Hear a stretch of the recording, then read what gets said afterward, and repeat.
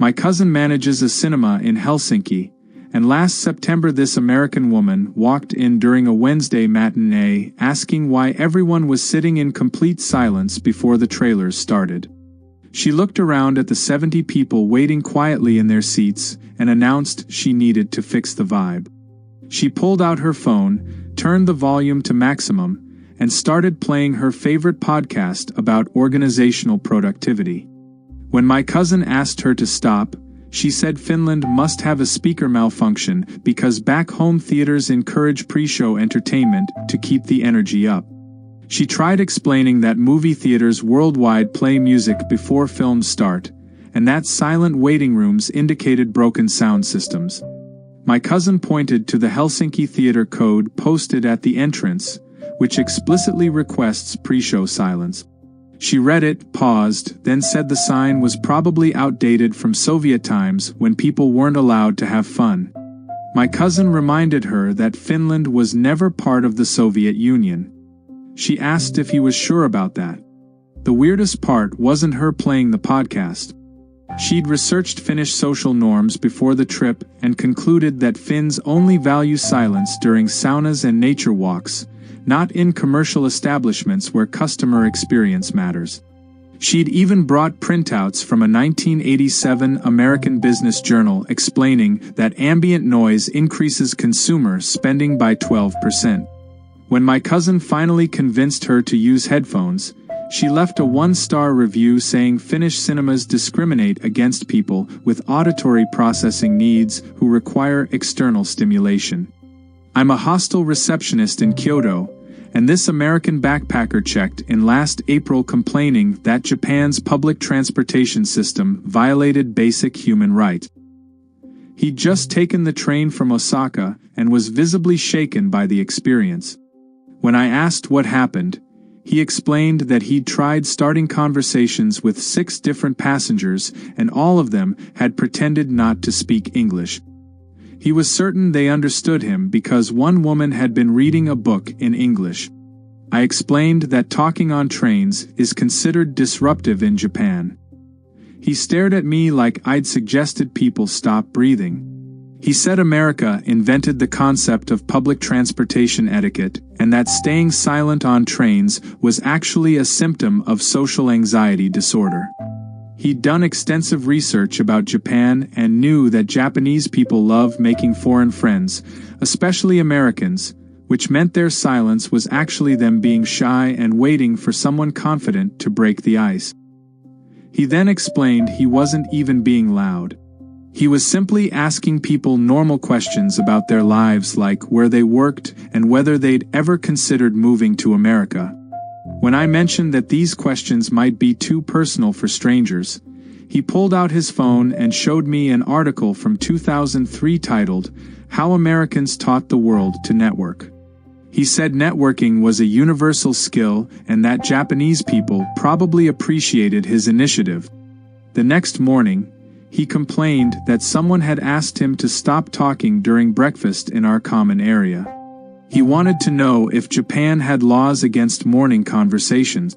I work at a library in Oslo, and last November an American student walked in talking loudly on her phone about her thesis deadline. She walked past 3 separate "silence please" signs in Norwegian, English, and Spanish. When I approached her, she covered her phone's microphone and whispered that she'd be done in 5 minutes. I explained that phone calls aren't permitted anywhere in the library. She said she understood, but this was an emergency because her advisor might not respond to her email for another hour. When I insisted she step outside, she asked if Norway had a constitutional right to library access because in America, taxpayer-funded institutions can't restrict reasonable use. She'd actually looked this up before her exchange semester and found a 1992 court case in Michigan where a library couldn't enforce silence policies during daytime hours. She figured Norwegian law probably followed similar precedents since Scandinavia modeled most of its legal system on American democracy. I told her that wasn't accurate. She said she'd taken 2 courses on international relations and was pretty confident about European governance structures. She finally went outside but left her laptop open at a desk with a note saying she was coming back and that Norwegian discrimination laws probably protected her right to maintain her workspace. My brother manages a hotel in Singapore, and this American couple checked in last June furious that their room faced the street.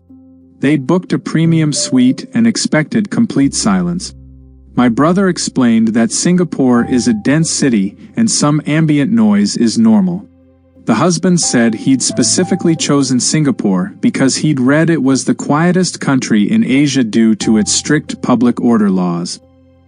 He'd prepared a whole list of Singapore's noise regulations, including the ban on chewing gum, and assumed this meant the entire city operated at library-level silence. He couldn't understand why there were cars and construction sounds.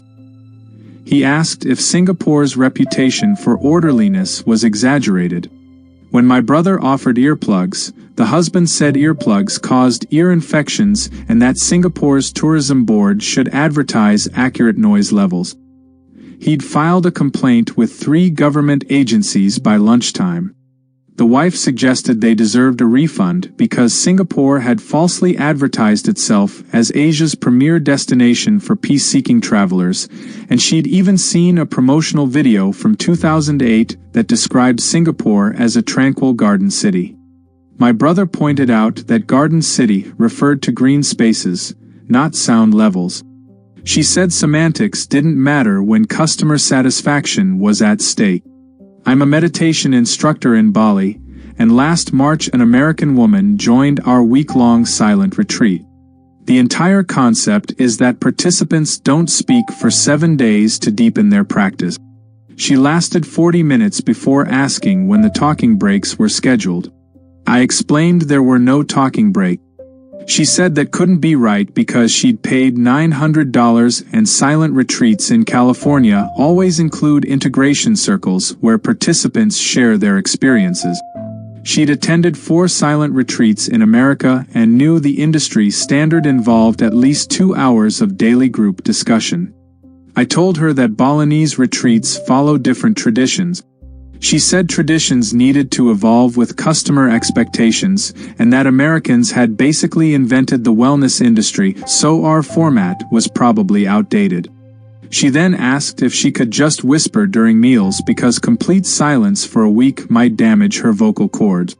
When I said no, she asked if Bali had consumer protection laws because advertising a silent retreat without proper disclosure of the psychological risks seemed legally questionable.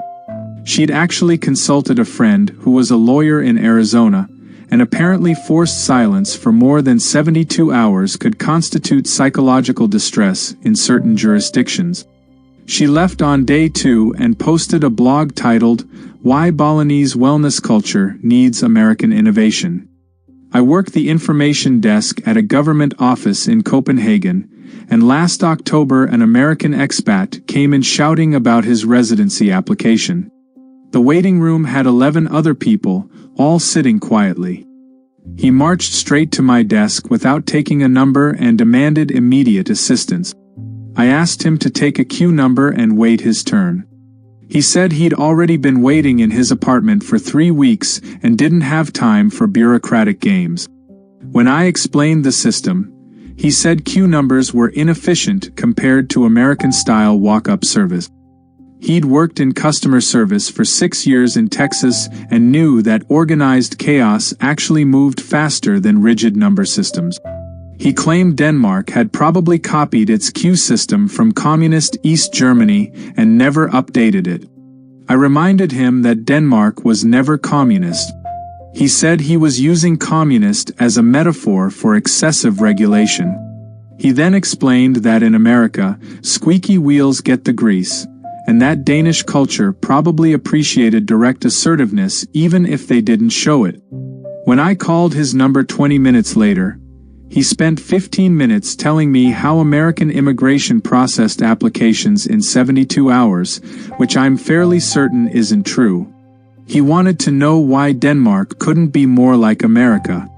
I asked if he'd considered moving back.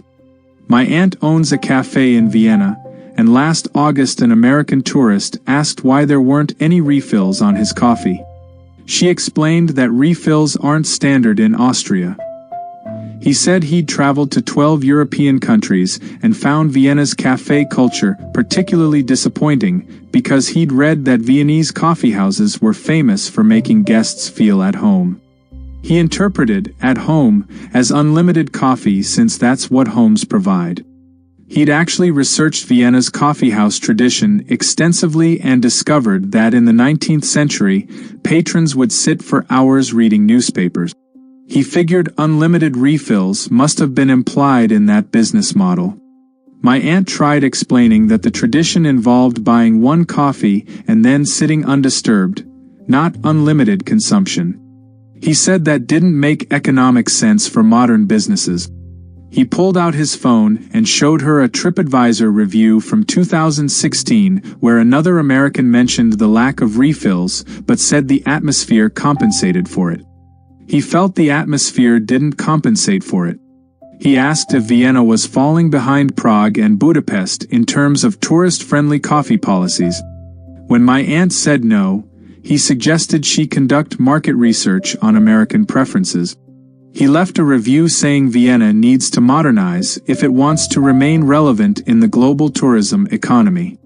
I'm a waiter at a restaurant in Madrid, and last May an American family sat down at 8:30 demanding dinner service. I explained the kitchen opened at 9. The father said they'd walked past 4 restaurants and all of them said the same thing. He wanted to know if Spain had a coordinated dinner conspiracy. I told him that Spaniards eat late. He said he'd read about Spanish dinner times but assumed that only applied to locals and that restaurants would accommodate tourists during normal hours. He'd specifically chosen an 8:30 arrival because he thought it showed cultural sensitivity by not demanding 6 o'clock American service. He considered 8:30 a reasonable compromise. When I suggested they have tapas at the bar while waiting, he said they wanted a full meal, not appetizers. He'd planned their entire day around an 8:30 dinner, and now their schedule was ruined. His wife asked if we could make an exception since they had 3 children who needed consistent meal times for behavioral stability. She'd read parenting articles about maintaining routines while traveling. When I brought menus at 9, the father asked why Spanish restaurants couldn't just operate on normal hours like the rest of Europe. I told him most of Europe eats around 8 or 9. He said that wasn't what his guidebook from 2009 suggested. My sister manages a restaurant in Bangkok, and last February an American woman sent back her pad thai 3 times.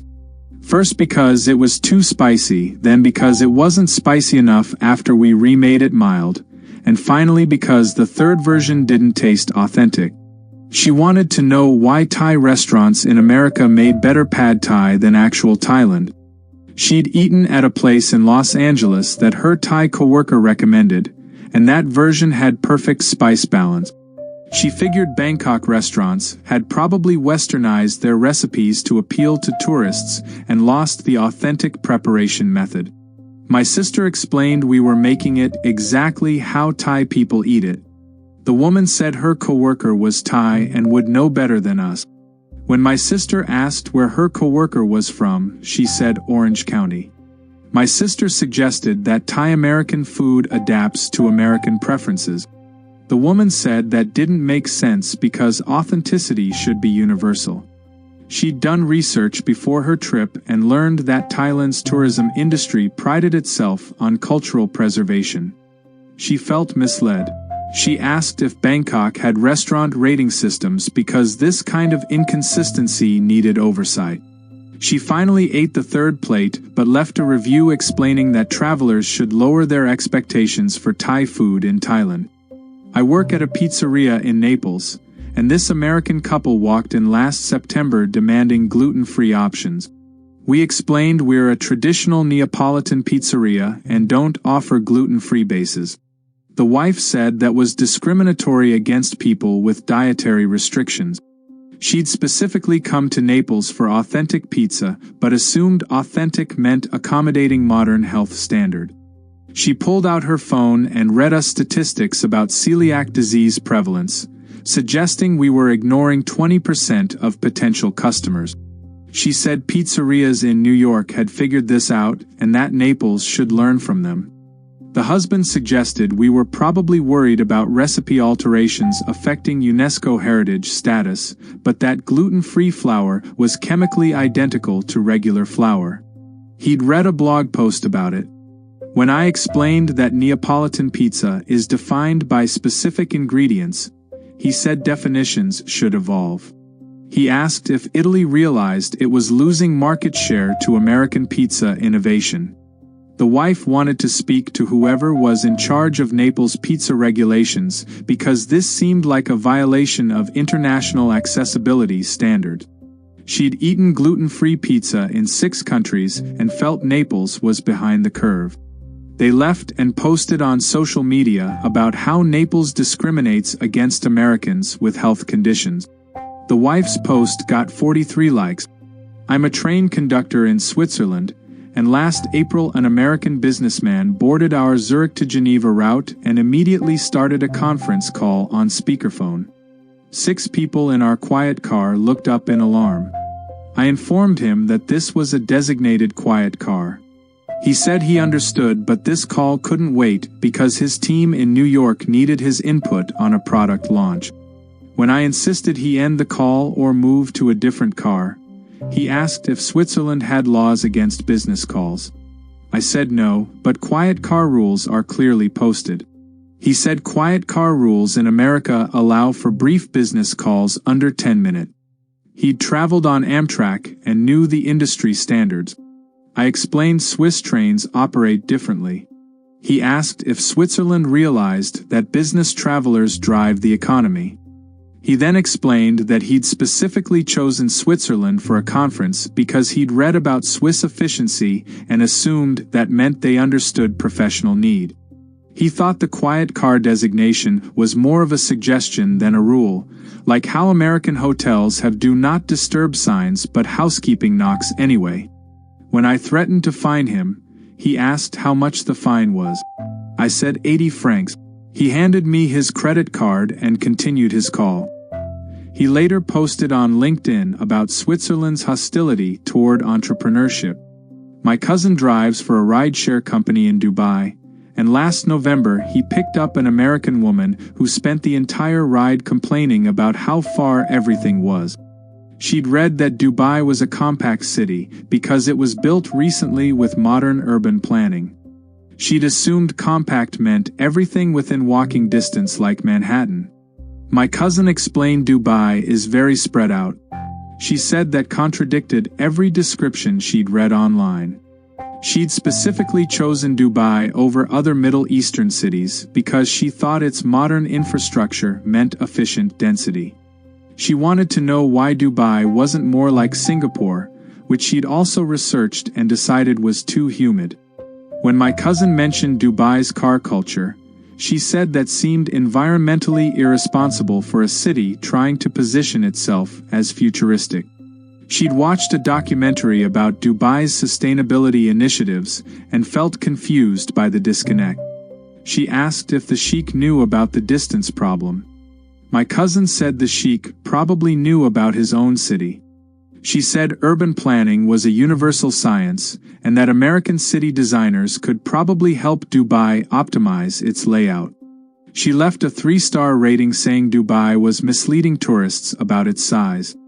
I work at a tourist information center in Reykjavik, and last July an American couple came in furious that Iceland was expensive. They'd budgeted for Eastern European prices because they considered Iceland part of Scandinavia, which they thought was equivalent to Poland's economy. The husband had done exchange rate calculations but used 2001 data from a travel book. He wanted to know why Iceland didn't warn tourists about the cost of living.